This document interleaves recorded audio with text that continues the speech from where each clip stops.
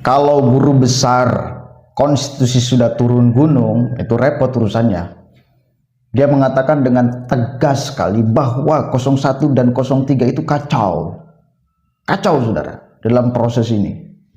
Mereka tidak taat undang-undang. Waduh. Menarik nih, coba kita dengarkan secara seksama dengan tempo yang sesingkat-singkatnya. Katakan oleh KPU ini bukan materi seharusnya diputus di MK, maka pemohon seharusnya ditolak oleh MK. Anda melihatnya seperti apa ini? Saya sepakat ya, karena kalau saya lihat-lihat dari petitumnya mereka ini ya, 01, 03 itu kacau sekali. Ya. Kacau. Ya terutama ini 01 ya, minta diskualifikasi, MK tidak bisa diskualifikasi. Kemudian dia perintahkan juga bahwa presiden tidak boleh cawe-cawe, tidak boleh pakai APBN untuk pemilu. Saya kira itu di luar dari ranahnya MK ya.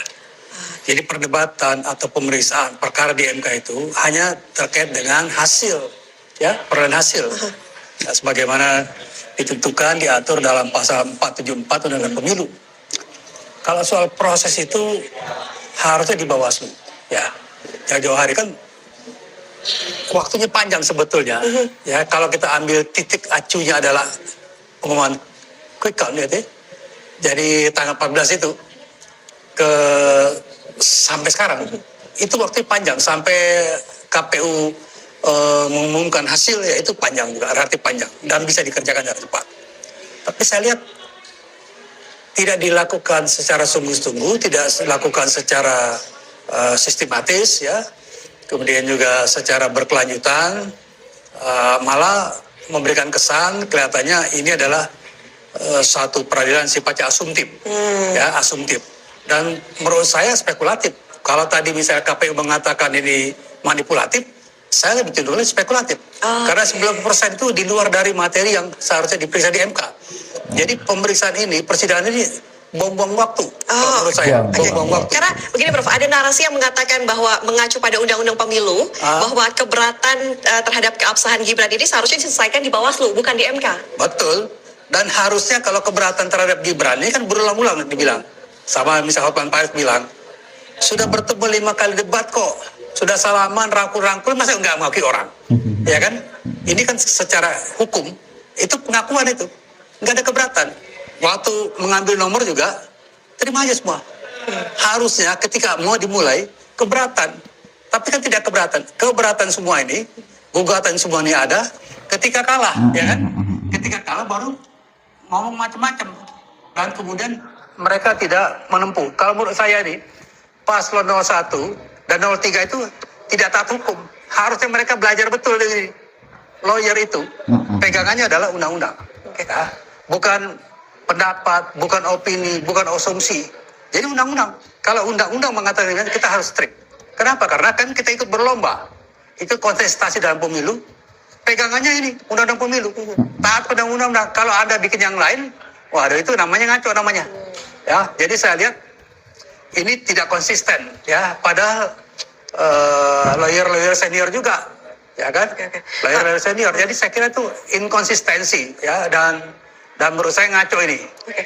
Artinya Prof, kalau yang bisa dimasuki di ranah persidangan di Mahkamah Konstitusi itu di bagian mana dari petitum yang kemudian dalil-dalil yang sudah dibacakan oleh 01 dan juga 03? Dia harus buktikan ada sesuatu dengan perolehan suara. Ya, misalnya ya, di beberapa TPS katakanlah ada angka tertentu. Kemudian ya ketika dicoret-coret di papan plano, itu ada yang keliru. Itu baru bisa dikoreksi. Seketika dikoreksi. Kalau seandainya semua ini hitungan-hitungan di TPS, ya kemudian dibawa ke tingkat yang lebih tinggi, di tingkat PPK kecamatan, ya kemudian setelah diperiksa, ternyata ada yang keliru dulu. Itu bisa dikoreksi. Kalau tidak dikoreksi, baru dibawa ke MK. Dan kemudian begini, ini bukan soal sekedar suara-suara saja ya. Jadi prinsip dari kedaulatan, prinsip dari pemilu adalah kedaulatan rakyat. Ya, prinsip dari kedaulatan rakyat, suara aja ikut memilih, pemimpinnya siapa ke depan.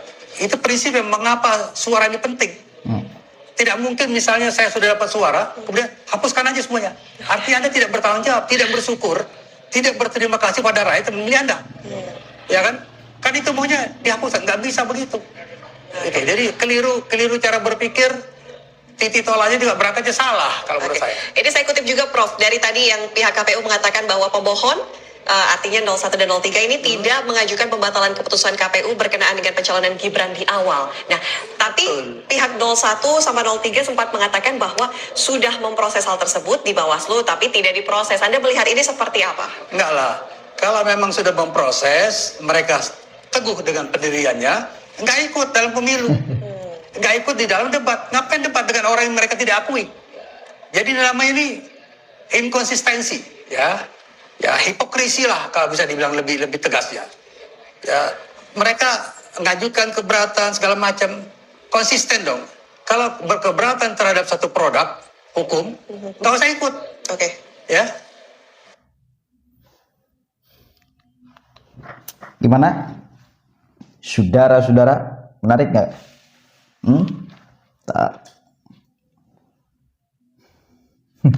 Kita jadi banyak belajar ya pada orang-orang yang bicara ini. Ya memang lah, nggak rasional. Tuntutan dari 01, dari 03 itu sangat nggak rasional, nggak masuk akal. Kelihatan pengen menang sendiri, dan tajam sekali. Prof ini mengatakan bahwa 01 dan 03 itu tidak taat konstitusi, tidak taat hukum, tidak taat undang-undang. Makanya dari tadi saya katakan bahwa bila mereka meminta untuk pemilu ini diulang, apalagi Ganjar Pranowo melalui tim hukumnya meminta untuk suara Prabowo itu dinolkan, maka yang sakit hati itu banyak orang, termasuk saya. Soalnya suara saya itu tidak kedaulatan, tidak sah suara saya itu, dan suara 96 juta orang lainnya yang telah memilih pasangan 02. Lantas ngapain? Ada pemilu. Bila pada akhirnya masyarakat tidak dihargai,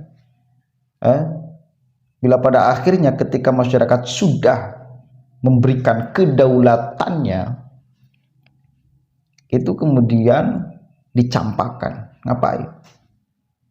Bukankah sepakat suara masyarakat adalah suara Tuhan? Jangan hina loh masyarakat kita. Oh itu masyarakat karena diberi bansos maka memilih. Jangan hinakan rakyat seperti itu, jangan. Pada akhirnya tetap kok kita memilih disandarkan pada hati nurani kok. Terlalu banyaklah faktanya, sekali lagi saya katakan itu. Jadi jangan banyak ngarang, jangan ngaco, jangan terus memprovokasi pendukungnya untuk melakukan macam-macam di jalanan, kepung MK dan lain sebagainya. Ngapain?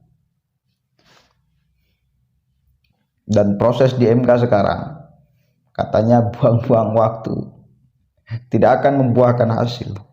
Meminta pemilu ulang itu bukan ranahnya pula. Kacau mereka. Minta didiskualifikasi, tidak taat hukum. Itu kalimat-kalimat kunci yang saya tangkap. Oke, mungkin hukum itu ada tafsir-tafsiran. Kita akan lihat nanti hari-hari ke depan. Tapi ya akal kita pun akan bisa gampang menangkap bila urusannya dengan Gibran, proses pencawapresan, maka harusnya sedari dulu mereka mengajukan keberatan itu, melaporkan secara serius. Harusnya, bukan sekarang setelah kalah baru koar-koar. Setelah kalah baru minta didiskualifikasi. Ini kan namanya pengecut. Tidak punya jiwa kesatria, itu fakta. Jangan bantah. Kalian tidak punya jiwa kesatria. Jangan bantah itu. Udah dulu ya, ini kameranya kok belum gimana ini. Udah ada manfaatnya. Assalamualaikum warahmatullahi wabarakatuh.